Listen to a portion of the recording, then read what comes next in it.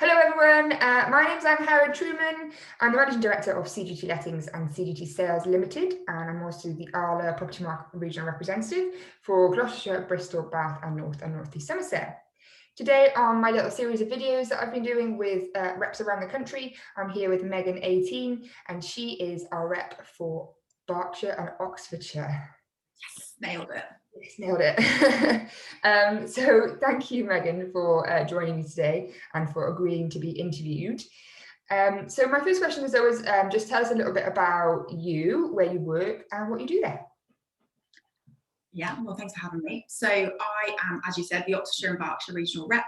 I work at Davis Tate. So we are based, well, my office is based in Reading Town Centre. I run the lettings from this office, and I'm also the assistant branch manager as well. We pretty much cover Oxfordshire and Berkshire, which is great. So it means I really get to look at all the different areas when I talk to the other offices. So we do sales, we do lettings, we do a bit of everything. But yeah, that's us really. Okay. And so tell me a little bit about your market at the moment. What's been going on in Oxfordshire and Berkshire? Well, I mean, like everybody, what a year. Hopefully it's almost over. Come on, Boris.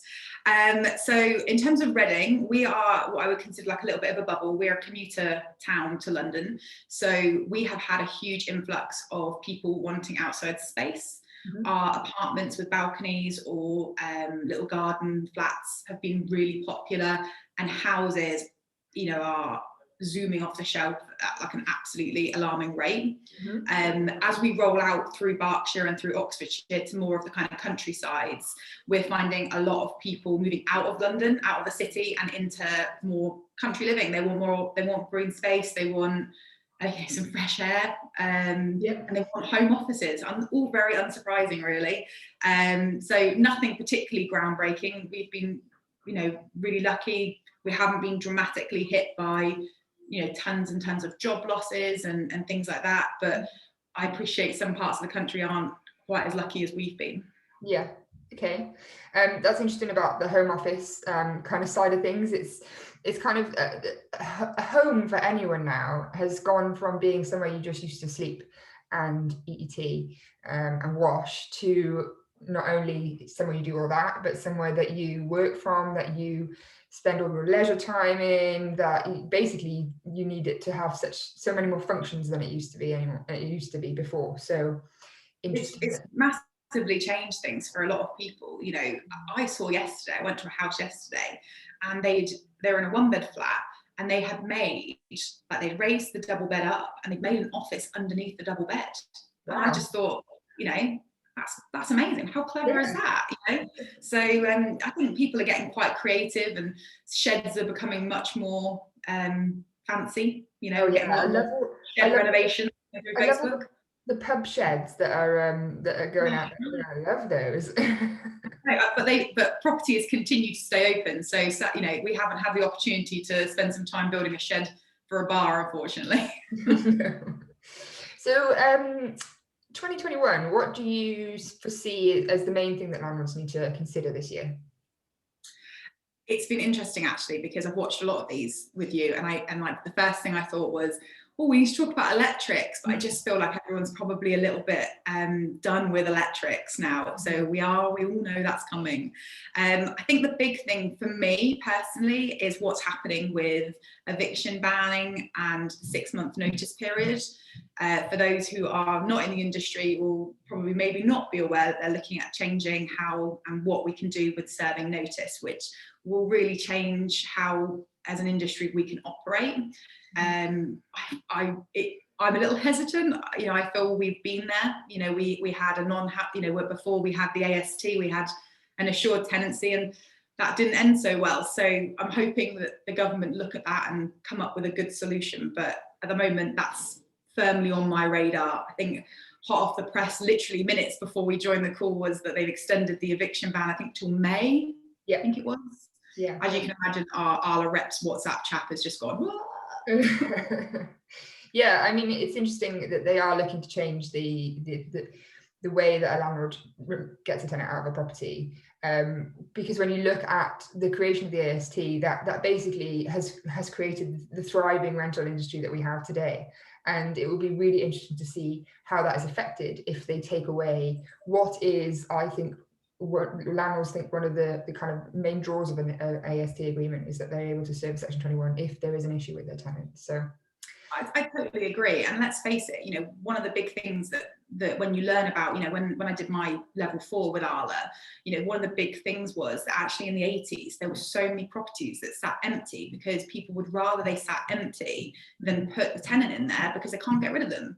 And unfortunately, I fear that we could end up in that position if they don't do something about it. I hope, and when they talked about it last year, they talked about amending, you know, mandatory and discretionary grounds for possession to try and, you know, help with that. You know, if you wanted to sell, for example. But I guess until we start getting the more detailed outlook on it, it's difficult. But the important thing to remember is that we still don't know. It's all very up in the air, and I think some of us are more scared than others. So I'm sure it will come out one way or another. Yeah, definitely. Okay, so this next question, my last question, normally is about tell us about an article you've seen in the trade press. But we discussed it and we thought that in honour of International Women's Day, which was on Monday, which is just gone, we would do a different feature for our last question. So one of the things that I am quite passionate about is getting more women into senior leadership roles within agency. Because I think that there is a shortage there. If you look at some of the big corporates that own a significant amount of market share, their boards are just made up of men, pretty much. So, Megan, why do you think there aren't enough women in senior leadership roles within agency? What do you think's the issue there? It was interesting actually, because that question got battered around quite a lot on LinkedIn through different portals. And there were two really great seminars I watched, or seminars, maybe it's probably not the right word, but two good chats that I watched. And one of them was from Heather, who is from Spectre. And she said that women are often assessing their criteria when looking at these jobs.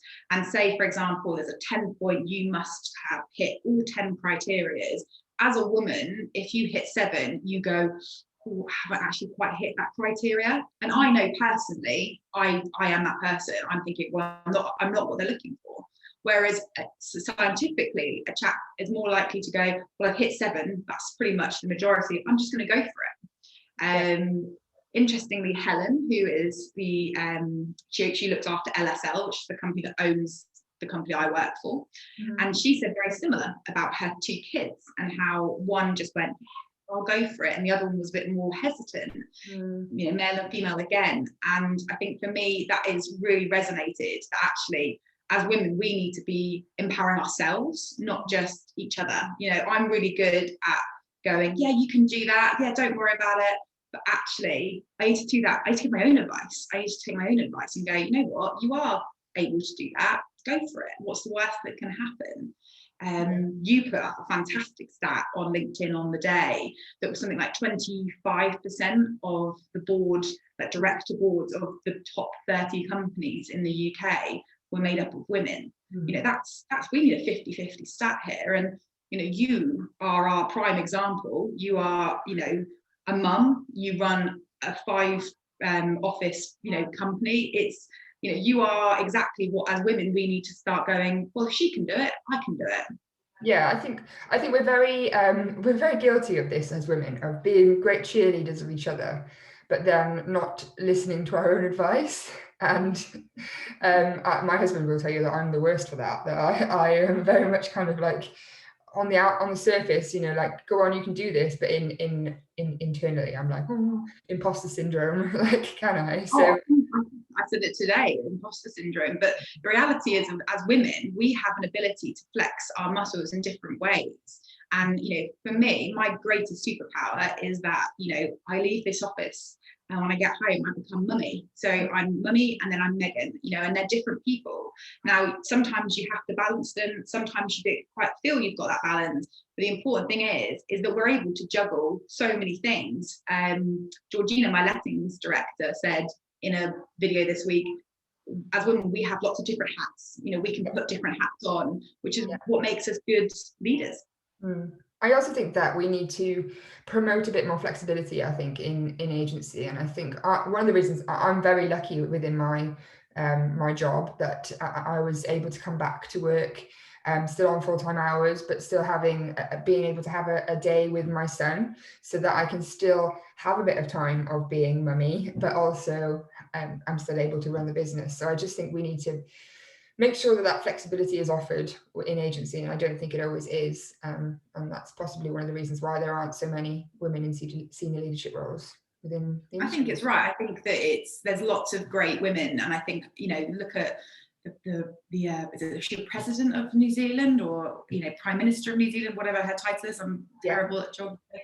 You know, she's got a young child, and God, if our country was looking like New Zealand right now, we'd all be sat in the pub drinking cocktails with each other. So it's you know, I just think that this isn't about you know, making men feel like they're not able to do things. It's about empowering women and ourselves to have the confidence to try, you know. And there'll always be, you know, if I go up against a chap for a job and he gets it, if he gets it because he's better for the job, fantastic, that's, you know, all power to him, but it needs to be on that basis. Yeah, definitely. Okay, great, thank you very much. Interesting discussion there. So I hope anyone who's watching this also found that interesting, and if you have any comments that you'd like to make, please pop them in the comments box just underneath. But otherwise, thank you, Megan, for joining me today, and hope to see you in person soon. Who knows? Yeah, fingers crossed. Yeah. Thanks.